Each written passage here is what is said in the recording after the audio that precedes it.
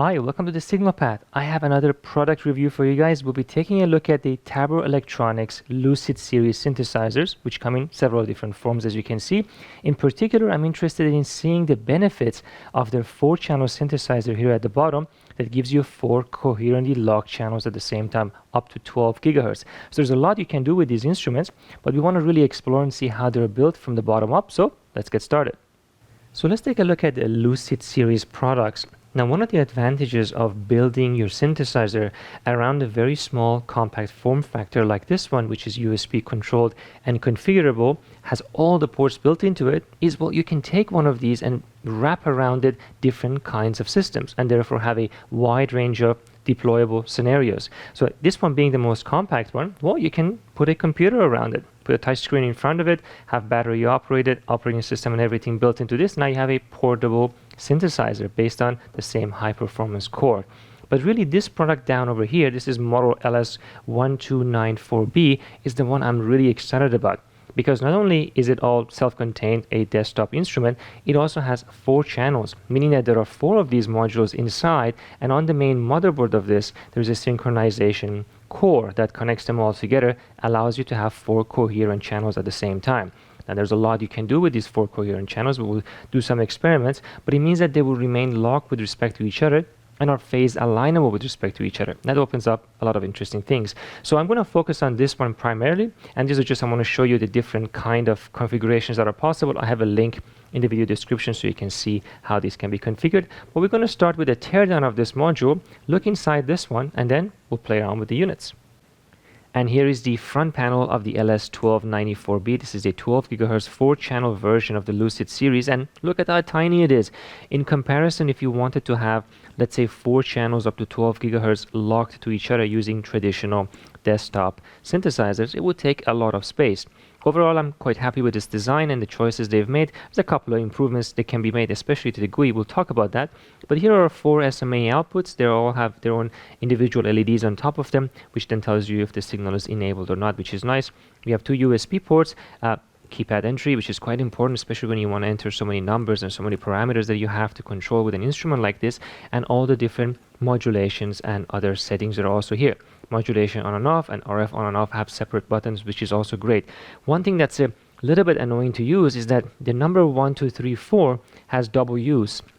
It's one to enter the numbers, of course, and the other is to select the channel. But you can't always select the channel. Depends on what is going on the GUI. So that makes a bit of a confusion. I think having had dedicated buttons under one of these would have been very, very helpful, especially when you want to quickly change the parameters. Now for the GUI, we'll talk about that separately, but it's a nice LCD screen over here. Power button, nothing unusual. Rotary knob with the selection, which is great. Overall, I'm quite happy with the way it's put together. Let's take a look at the back. And the back of the unit shows the independent nature of the internal synthesizers even more, because we have modulation inputs dedicated for each channel separately, as well as a trigger for each channel separately. This means that not only can you have a coherent phase of the carrier, but by modulating externally, you can even have a coherent modulation from the outside. Now, internal modulation isn't currently coherent, but I think it can be done as well with some firmware upgrades. Let's say if this is something that the customers would like to see. We also have 10 megahertz in and out, as well as 100 megahertz SD card over here. We have Ethernet, which is great, as well as USB, both types in the back, and power, of course. So overall, I think it's very straightforward to jump in and start this instrument. So let's take a look at the design and architecture of these instruments. This is the smallest form factor that you can buy these units in. And of course, this is very compact, which means all of the synthesizer functions for generating all the frequencies, as well as the references, the various modulation interfaces, and what is required to coherently lock multiple of these modules together would have to fit into this box. Of course, there also needs to be power supply management here. That's really quite tiny. Well, I do happen to have all the PCBs right over here. You can see it's a perfect fit in this box. And we're going to do a detailed analysis of how this actually works and how they've managed to get the kind of performance in such a compact form factor, which is very difficult to do. So here's a close-up of the boards, and they are really quite beautiful. We can spend hours talking about all the interesting design techniques that have gone through putting this system together. So I'll do my best to give you at least some of the highlights. The system is made of multiple PCBs. That's not surprising. This is a common technique. But the divisions on these are quite good. For instance, the entire power supply with the DC-DC conversion is on a separate board. So the DC power comes over here. You see multiple DC-DC converter ICs accompanied with various inductors and capacitors required to do the up or down step with these DC-DC converters. By putting this all on one board, it will isolate all of the noise from these switching supplies from the main synthesizer. At the same time, you can just pass the power from some board-to-board interconnect. And this shrinks the entire design too, because you don't have to make the main synthesizer board larger, where you have to put these far away. In the main chassis, these would be screwed into the main heat sinks and isolated from each other with appropriate techniques inside the box. But it's really nice to see how much effort has gone into making sure that these are well isolated. Now I can unplug these. And on the other side, there's not many components, just a board-to-board interconnects. There's a couple of LEDs that's most likely used for debugging at the time of this, when this is being tested potentially. There's also 2 connectors for the vent. I assume that's the fan connection for the box that we saw earlier. So let's put this on the side. Let's focus on this main board, because this is really where all the magic happens. Now I want to make a few additional comments here. First of all, this is not indicative of what's inside those boxes. This board has had a lot of rework and is potentially an early revision where they've been working on it and checking something. So this most likely is not how those instruments actually look on the inside. Now another thing you should notice is look at how many cutouts this board has. Now, cutouts in PCBs are not unusual. They're done for many reasons. In high voltage and power supply applications, it helps you isolate something from a high voltage spark potentially that can happen across a PCB. They can also cut them for thermal reasons so that the strain doesn't get translated to some other part of the board, or for analog performance where you want to create very good isolation between components. Now in an RF board like this, these cutouts have a different role. They would allow you to RF isolate components from each other much better. The walls of these cutouts are metallized, and this prevents lateral propagation or substrate propagation of noise through this entire system. So you may ask, well, why doesn't everybody do this? Well, this actually makes the design of these boards considerably harder. You have to simulate this very carefully, because you can actually cause problems if you're not careful by cutting these. But also, every time you cut a hole through this, not only do you increase the cost of it, because you need to drill it out, but you also can't route any signals through them anymore, which means that all the digital lines and analog bias and power supply lines are now much more restricted and squeezed into tighter spaces to be fit on this. This is really the most I think I've ever seen on a board of this size. I mean, look at how much work you must have gone through this to make sure that all the power supply can still make it, and all the power handling and digital analog. Yeah, it's a lot of work. It's very nice to see how far they've gone to make sure that this thing is well isolated, because it is so compact. And that's one of the reasons why they get a good harmonic performance from this. Now we can go ahead and remove this board as well, and think about it a little bit here too. So this is the main reference board. We'll talk about the components. The reference board is the heart of every synthesizer, because all the frequencies that are derived from this are going to be based on the frequencies generated on this board. And also on this board is where you can create synchronization between multiple different synthesizers. If you synchronize very carefully the reference of your primary overall synthesizer, you can do some clever things to bring everything coherently locked to each other. So we have to analyze this separately. And of course, then there's the main board, which we have to take a close look as well. Look at how many components there are. This was a very nice thing to spend some time and reverse engineer. So let's start with this one. So the job of this synthesizer board is to create the references required for the main board to create all the other frequencies this instrument is capable of. At the same time, it has to accept 10 MHz inputs or 100 MHz inputs and provide 100 MHz outputs so that you can sync multiple units together. That's exactly what's going on here. So we have ourselves a 10 MHz reference with an input that can override that 10 MHz so that you can have an external 10 MHz reference. At the same time, there's a 100 MHz Christic oscillator. These are very high-performance, low-phase noise devices found in high-performance synthesizer circuits like this one. So this can also have a 100 MHz output as a result. You also are able to override this one with an external 100 MHz, or it could be that the 100 MHz is divided by 10 and still is applied to this 10 MHz. Either way, you end up with a 100 MHz signal, which then this chip at the bottom, which is a clock generator with a built-in PLL, can use as a reference and create signals as high as 500 MHz. So now you finally have a 500 megahertz signal at the bottom of this board between all of these devices at the same time. That 500 megahertz signal is passing through a SAW filter. There are lots and lots of SAW filters on these two boards. The budget for SAW filters must have been unlimited in this design. And then they pass that over here and split into two.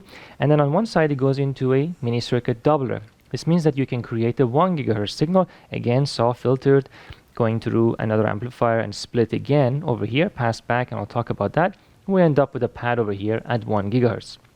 So one of the references passed to the other board is a very clean single tone 1 gigahertz signal. But it doesn't stop there, because we also have a tripler over here.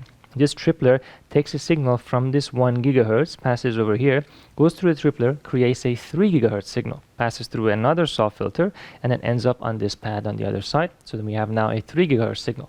But because we also have a 500 megahertz, we can mix the 500 megahertz and the 3 gigahertz together, which is passed over here. And there you go, you can see another splitter over here, goes right to this one. The 500 megahertz signal also ends up over here. That gives you 2.5 gigahertz. So this produces 3 distinct tones, 1 gig, 2.5 gig, and 3 gig. And we're going to use those signals in the other board to create everything else. It's an interesting architecture, and this is used in some really clever ways on the other board.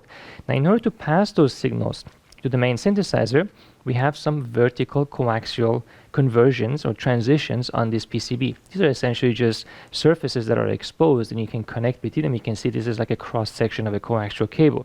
And that interfaces with these connectors that have a spring-loaded action behind them. So when you press this on top, just the right place, you create a nice coaxial transition from this microstrip or strip line directly into this, into that board, and then it goes into the inner layers. And that's a very nice, good conversion, especially for a single tone. So you can get really low loss and very good performance from these transitions and have a very well-behaved circuit.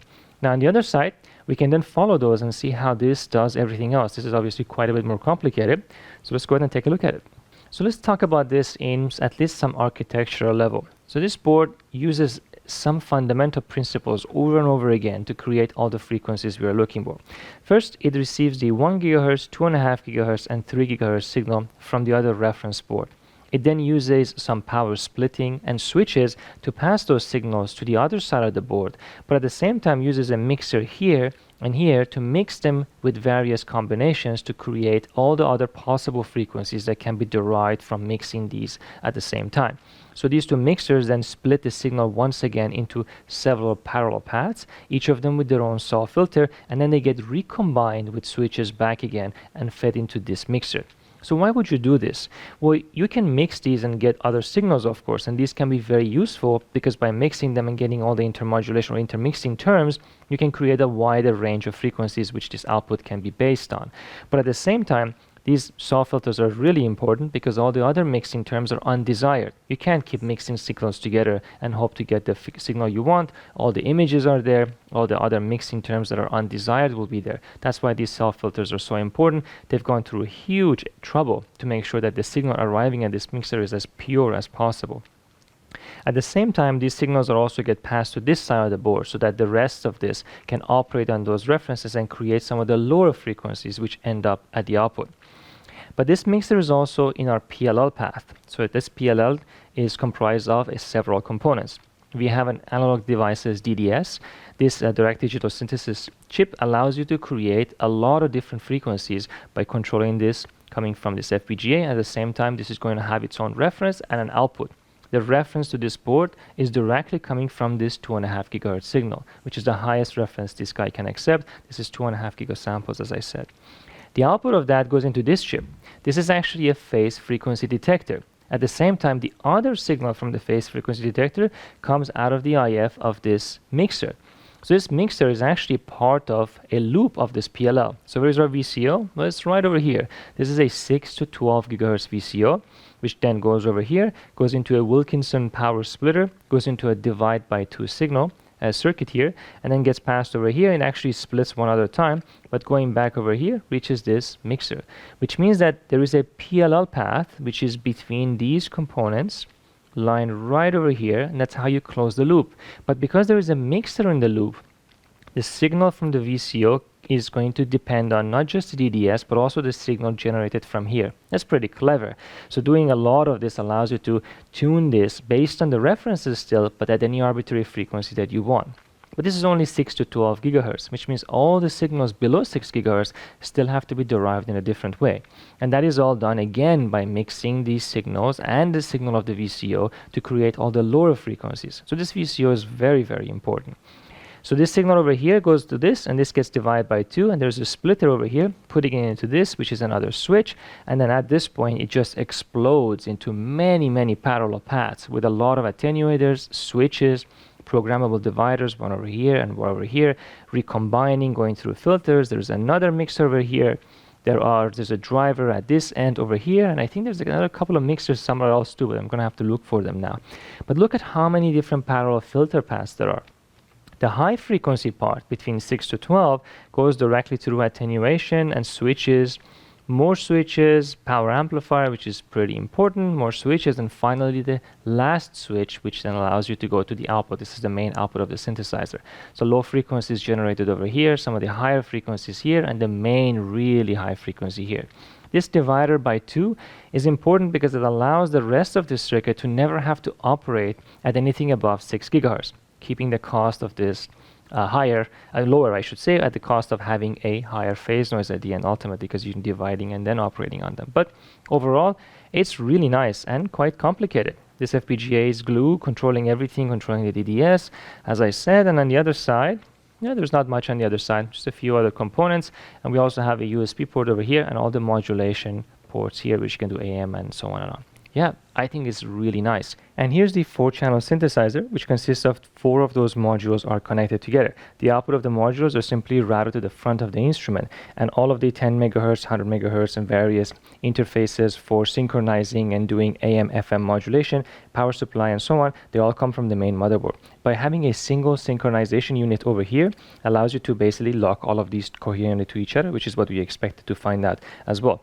In the core, they're using a Raspberry Pi, which is interesting because that's what is used to run the operating system and the firmware. This is a quick way to get to a product.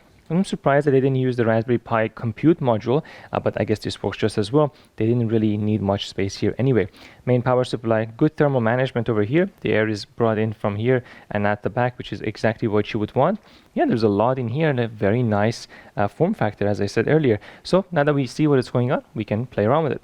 And here's the GUI of the instrument, and I have a couple of suggestions which I think would make a big difference. It's a nice, clean design, but I think if they take a couple of hints from, let's say, multi-channel power supply GUI design that other people have done, it could improve the GUI of this instrument as well.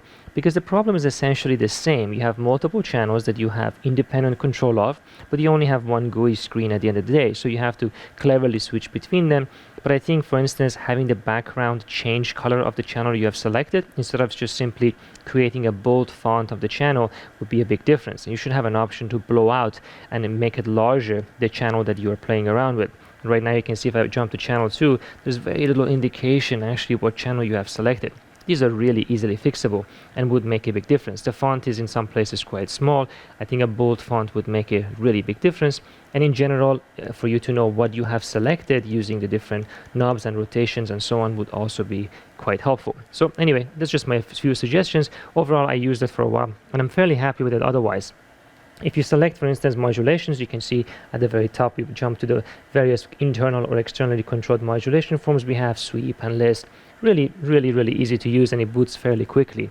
So before we take a look at the phase coherence and phase accuracy of the channels, I wanted to take a look at the amplitude accuracy. So the specification is different depending on what frequency you're operating on. Right now I'm running it at 6 gigahertz, right in the middle of the range, and the amplitude accuracy should be plus or minus 0.5 dB. Now in order to keep everything consistent, what I have is the 4 channels going into a switch, a microwave switch, and the common port of the microwave switch goes into a power sensor. This means that I don't have to screw or unscrew anything. I can just cycle between the microwave channels and then find out the measurement of the power. All these cables are matched, and of course the switch has excellent repeatability, so it shouldn't be an issue. So let's take a look at the power sensor up here. Here we go. Zoom in. So right now there is nothing connected, so we're measuring noise floor essentially. I'm going to enable channel 1. Here's channel 1, 2.57 dBm. I'm going to go to channel 2. There you go, 3.27. So that's quite a bit of a difference. Channel 2 is coming a little bit hotter, but it's still well within specification. channel 3, 2.57, channel 4, 2.81, which is really good. So one more time, 1, 2, 3, and 4.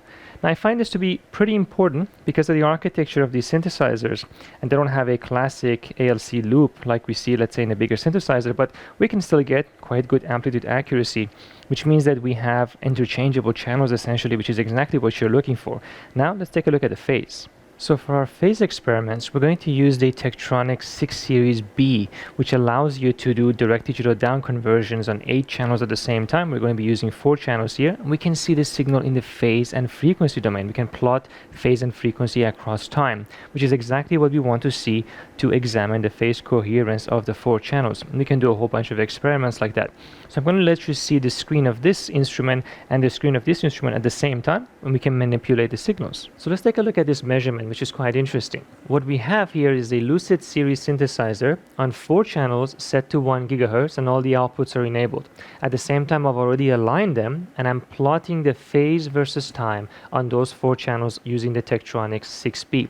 So you can see that we're looking at phase versus time at a very large time scale. These are 2 milliseconds per division, which means that the phase of the signal is constantly rotating, of course, and we're getting a nice pattern of the phase rotating around. So if you look at it, you can see that the zero crossing is the same on all channels because I've already aligned it. And any variation that you see on this 360-degree wrapping is actually an artifact of the measurement and not from the synthesizer. I can let this run for hours and hours, and these phases will not move with respect to each other. And this is exactly what you want, a very strong and stable coherence between the 4 channels of the synthesizer. So if you have an experiment that's going to take a very long time, these phases will not move with respect to each other. This is really important, and that's one of the strengths of this. And having it in such a compact form factor undoubtedly helps maintain this nice coherence between the channels. Now I can also go ahead and change the phase with respect to each other and move the waveforms. So right now you can see we're at 5 degrees on channel number 2. I'm going to go ahead and rotate that. And you can see as I rotate it, the phase on channel 2 is of course going to move with respect to channel 1. And I can move it back again and put it back to where it was. I think roughly around here, and we can see we're aligned back again. Now I can go ahead and turn the channel on and off as well, and we should not lose this coherence when the channel comes back. Let's try it out. Use the power off. We can see nothing, of course. Turn it back on, and there it is, exactly what it was, and I can do that over and over again without any issues. This is also pretty important because once you align everything, if you don't touch it, when you turn the output on and off, you want to come back to where you were before, and this does that on all the channels at the same time without any issue. We can also do something else that's interesting. We can go ahead and add a plot, an XY plot of the phases of the 2 channels with respect to each other. This is a really unusual plot thanks to the frequency domain analysis of the 6B. Here we go.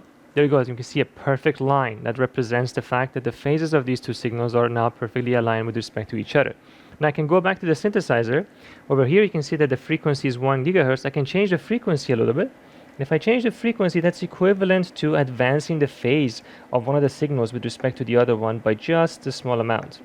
Let's go ahead and try that. Let's say go up by 1 over here. And look what happens. We see a constant rotation of the phase of one channel with respect to the other channel. Now, as soon as I go back to 1 GHz, it will again become perfectly steady. Now, of course, every time I change the frequency, the phase needs to be realigned because the PLL has to lock and unlock, and this is a normal behavior for synthesizers in general. So now we can go back again, press enter over here, go back to the phase, and we can go ahead and align the phase one more time. I think I'm gonna have to go all the way to 360 degrees almost to get these two guys lined up with each other, and that's going to be pretty straightforward once we do that.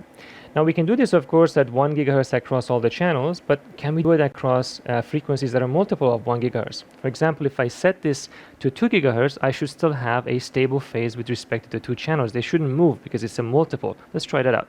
And in order to do that, we're going to have to uncouple the center frequencies of all the channels with respect to each other and set channel 2 center frequency to 2 GHz. I'm going to press enter on that, and let's go ahead and set the frequency to 2 GHz. Here's 2 GHz, and there it is. You can see that the phase of the second channel now moves at twice the rate of the first one, but these are still coherently locked with respect to each other, so the phases will not drift. So this is indeed an excellent result as well. So now that we have a good idea of how this instrument works and some of its strengths, we can now put together some interesting experiments. And for the next experiment, I want to measure this IQ upconverter mixer's performance. Now this is an ideal situation for the Lucid Series multi-channel synthesizer. Of course, mixers are multi-port devices, so you're going to have to provide IF and LO in order to measure, for example, upconversion gain and so on. Now the situation here is a little bit more complicated, because we have I and Q inputs separately, which need to be applied in quadrature. But we can still do that, of course, because we have up to 4 channels in these instruments in a very compact form factor. We can do that no problem. And we still have a channel left over. So we could even convert this to a super heterodyne architecture and still be able to do all of the signals necessary to characterize it from a single instrument, which is fantastic. Of course, everything is still coherently locked to each other. We can also adjust the phase between 2 of the channels and find out what is the best case image rejection of this mixer under various LO frequency conditions. And in our setup, we have I and Q going into channel 1 and 2, and the LO is coming from channel 3, and the RF output of the mixer is going directly to the key site MXA. So we should be able to take a really good look at the signal coming out. So let's go ahead and turn on the LO of the mixer. Here's our LO, and we can already see some interesting behavior from this mixer. First of all, the LO is at 4 GHz. That's the middle line right over here, and whatever value we measure here is actually the LO leakage. This is LO to RF leakage of this particular mixer. We also see the upper and the lower sideband both have equal power, which means that this mixer is not running in image reject mode at all, and the I and Q signals are actually in phase at the ports of the mixer, generating both images. And we can also see the second harmonic on both sides, roughly, of these IF signal going in. Well, I can go ahead to channel 1 of this instrument, and I can change the phase of one of the signals. And since I have full control of the phase, I can get some pretty interesting results. Let's go ahead and increase in one direction. And you can see as soon as I do that, we're getting very good image rejection. Now on the lower sideband, we have a big tone, and on the upper sideband, we now at the lowest we can go. I think this is the lowest I would be able to do, and that is in line with the performance of this mixer. It's supposed to give you about 30 dBc or so image rejection. But I can continue adjusting the phase, and I can then get the other side of the image to come up. Go over there. Continue this, and we can see now we flip to the upper sideband, and I can get roughly the same amount of image rejection on the other side. So by just adjusting the phase between these 2 synthesizers, I can fully characterize the best case image rejection scenario of this mixer. So now that I've adjusted the phase of channel 1 and 2, which is I and Q of this mixer, to get the best image rejection, I can then go to channel 3, which is the LO, and I can change the frequency of the 3rd channel. As I change the frequency of the 3rd channel, nothing happens to the phase of the first 2, which means the image rejection setting is preserved, and this is really nice. Everything remains locked together. The phase of the LO, of course, doesn't matter in this situation. So let's go ahead and change the frequency of the LO and see what happens. So we're going to take a look at this in the middle. This is roughly our image rejection. So we can go up. You can see as I go up, the image rejection changes, and changes quite drastically. Look at that. It gets quite a bit worse at this frequency. And this is normal for this mixer. Doesn't really have that great of an image rejection across frequency. And I can do it exactly the opposite as well. I can go back down, and you can see that the image rejection does indeed change with frequency. But if I ever go back to the middle, you can see we're exactly where we were before. Nothing really changed in terms of the phase coherence and phase lock of the first 2 channels. This is all great. Now what I really want to do is I want to see what is the conversion gain of this mixer as a function of LO, as a function of LO power. Now you can do this by manually adjusting the LO power and measuring it, point by point. But the instrument has some sweep functions built into it. We can actually sweep frequency or power of any of the channels. So let's give that a try. Now, because this instrument is made of these modular synthesizers, you can define a sweep independently for every channel separately. And this is convenient because you may want to do a power sweep on one channel, a frequency sweep on a different channel, or do 2 different frequency sweeps across 2 different ranges for each of the outputs. And you can do all of those in any combination. There are some limitations in terms of how the GUI is built, and I think all of that can easily be changed in the firmware. For instance, when the instrument is sweeping, it doesn't really update what state it is in as it is sweeping. I think that's going to be pretty useful, so you can see where you stop the sweep and you know where you're going to continue from. This is becoming important when we do external trigger, as we will see in a moment. But for the time being, we're going only interested in channel 3. Let's go over channel 3 over here, and we can go over all the settings, go through and change this to power. As soon as I change it to power, I have a start power, a step power, a dual time, and a direction, and of course a step time. The step time and the dual time are locked with each other, so you can say how long the instrument is going to wait at each new power and how many steps it's going to take between those two. So I'm going to enter those values that are suitable for our mixer. So here's our settings. We're going to go from -12 to 12 dBm. You can see some of the numbers getting cut off here. It needs a bit of polish on the GUI. And you can also do a list, by the way, which is exactly a similar idea. Now you can enter some discontinuous set of frequencies, and this can be very helpful if you want to jump between various frequencies. Let's say if you have some kind of a frequency hopping algorithm that you're trying to follow, you can even load those settings from a file, which is quite nice. Now, what I'm also interested in is setting up a trigger. Another really strong point of this instrument is the fact that you can set an independent trigger for every one of the channels, which means that you can advance through your list or through the source of the sweep that you have at different rates for different channels. This is, again, really valuable. This emulates the effect of having completely independent synthesizers in separate boxes. That's what you would get under those conditions too. So I'm quite happy to see that this is possible here. So instead of continuous, we're going to go on the trigger. We're going to set an external trigger in this case, and we're going to go over here and we're going to do a step, which means that every time the external trigger sees a positive edge, is going to advance one step in our sweep. And of course our sweep is going to be our power sweep, and there's another little tiny bug. It will not stay on that. I have to manually adjust it. There we go. So it goes from -12 to 12. Every time it receives a pulse, it's going to advance by 0.5 dB. So that's a lot of stuff happening at the same time in the instrument. Now you can do this for all the different channels. It can become, quite complicated. So our setup is similar, except all the way up here we have a pulse generator, and this pulse generator is being fed into the trigger input of our source right over here, which means that we have our sweep synchronized. Oh, there goes the cat. We have our sweep synchronized with the synthesizer up there, and we can advance through the sweep. Okay, let's go ahead and start our sweep.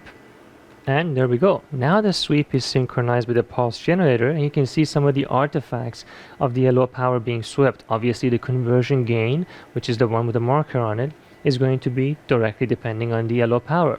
But interestingly enough, some of the other nonlinear terms are also a function of the LO power. And that's also to be expected, because when you drive a mixer very hard, you do indeed make it more linear under some circumstances. So now we have this, well, we can adjust our spectrum analyzer and synchronize it with our sweep, because we do have that control, and we can plot each of these tones as a function of time. By the way, I can also change the rate of the pulses and change the rate in which the LO changes. Here we go. You can see I just made it 10 times faster, so now the sweep of the LO power is much, much higher. You can indeed play with this one.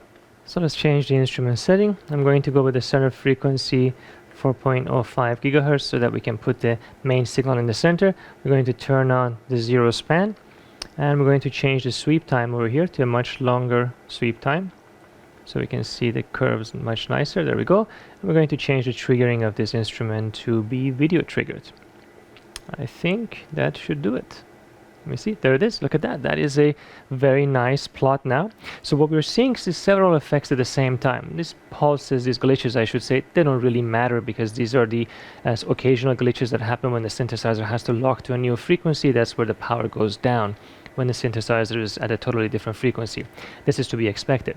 Now this curve shows us the relationship, the gain relationship of this mixer as a function of LO power. We know we are sweeping from plus 12 dBm to minus 12 dBm, and we can see at the low LO powers it's almost a linear relationship, but at some point it saturates, and that's because we hit the best conversion gain this mixer can give us under the LO. If you go any higher than that, you will damage the mixer anyway. So this is a very nice plot and tells us exactly what we were expecting to see from the LO point of view, but some of the nonlinear terms should have a different response. Let's take a look at one of those. So I will set up the instrument in a similar way. This time the center frequency is 3.85 gigahertz. We're going to do the same thing. We're going to do a zero span of this. We're going to increase the sweep as well, so we can see a nice curve. You can already see that curve indeed does not look the same. And we're going to check this to a video as well, and there it is. That should stay locked. So take a look at that. This is very different. It tells us that even though we had a flat conversion gain of this mixer in the middle, we have the nominal linear response of it down where the power, what it is at highest. So the low power at 12 dBm gave us the lowest nonlinear term. These 2 points at the edges show that the nonlinear terms indeed get worse as the LO power changes. So you want to operate in the middle, even though the gain doesn't change very much. This is a very valuable piece of information again, something that would be normally very difficult to get. Again, keep in mind that we did all of these different sweeps essentially all from the same instrument, all with just driving various sweep parameters and external synchronization. You can do the exact same thing with the built-in modulations too. It has independent modulation across all the channels, which you can also feed from the back, giving it quite a bit of flexibility. And for our final experiment, we're going to take a look and see if we can debug a problem in this analog to digital converter evaluation setup that you see here. This is an AD9208. That's a dual channel, 3 gigasample per second, 14-bit A to D converter in one chip. It's a very high performance device, but something's wrong with this one.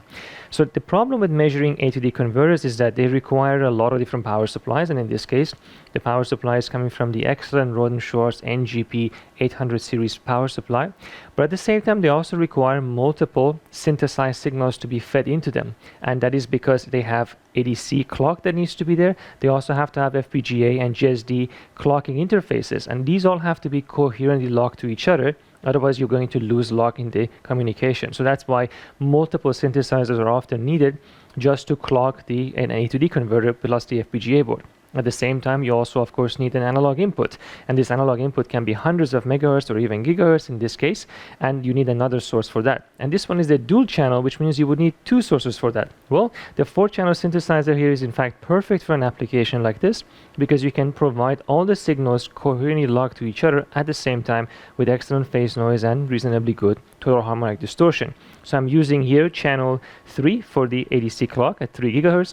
Channel 1 for the FPGA GSD interface clock, that's 375 megahertz, and the channel 2 is just the input to the ADC.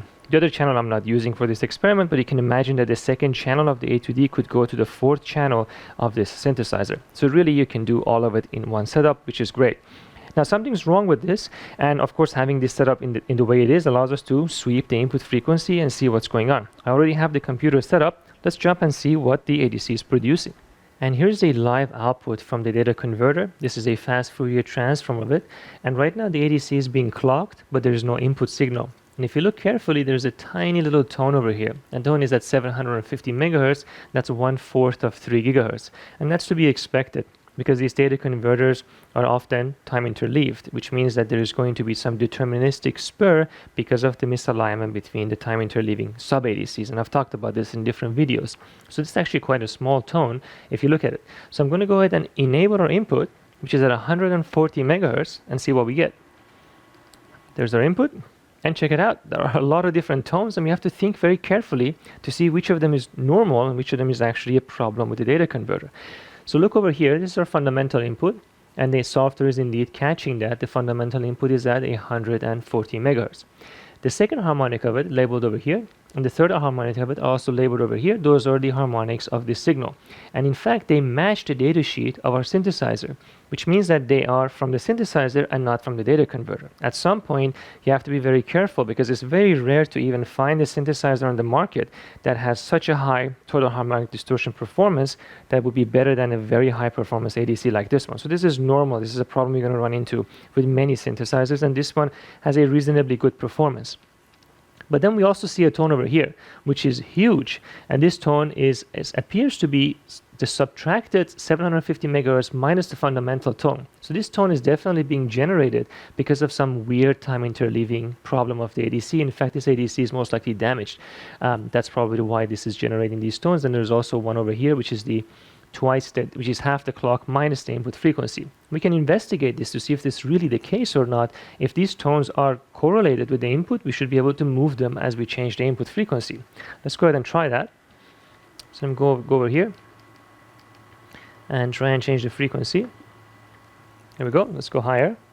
If you look, as I go higher in frequency, those tones indeed begin to move with our signal.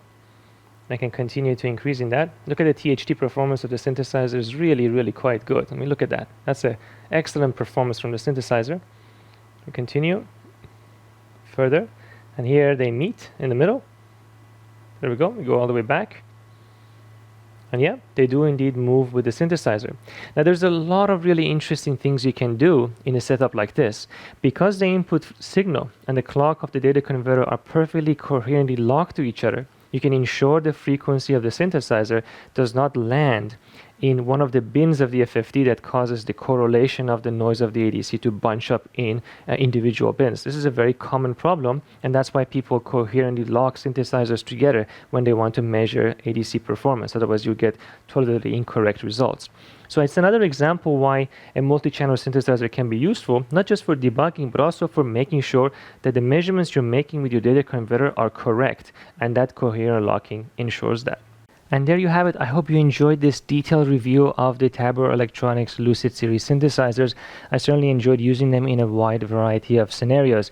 I think the firmware is a little rough around the edges, but these are easy to fix, and I've already reported these errors to them, and they're working on fixing them. And once those go away, you can have a lot of interesting experiments you can do in such a compact form factor. So I definitely encourage you to take a look. Obviously, I don't get anything from the sales of these instruments, but if you do happen to purchase them, please let them know that you saw my video. It always helps for me to have a good relationship with vendors so I can bring you state-of-the-art instruments like this in the future. And let me know what you think about it in the comment section. I'll see you next time.